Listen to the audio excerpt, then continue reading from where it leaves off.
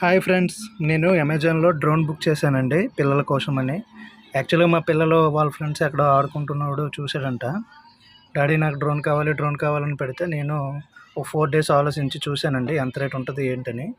అమెజాన్లో చూస్తే జస్ట్ 2500కి మనకి ఇది దొరికిందండి. పర్లేదండి, దీంట్లో ఏమున్నాయో అన్బాక్సింగ్ చేసి చూద్దాం. యాక్చువల్గా బ్యాగ్ ఇచ్చాడండి. బ్యాగ్లో మనకి డ్రోన్ ఒకటి, రిమోట్ ఒకటి ఇచ్చాడండి.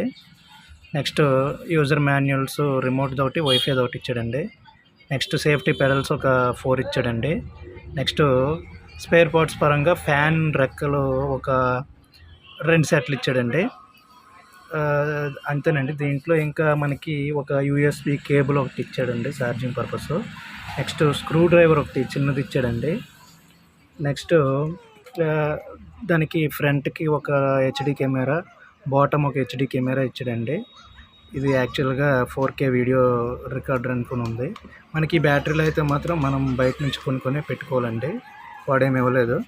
ఆడు యాక్చువల్గా డిసప్పాయింట్మెంట్ ఏంటంటే ఒక బ్యాటరీ ఇచ్చాడు, 2 బ్యాటరీలు ఇవ్వాలా. యాక్చువల్గా మనకైతే అమెజాన్లో 2 అనే చూపించింది, బట్ రావడం అయితే ఒకటే వచ్చింది.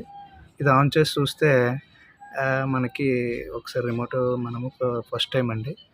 పర్లేదండి, ఆపరేటింగ్కి ఈజీ అనిపించింది. ఒకసారి మామూలుగా చెక్ చేశానండి.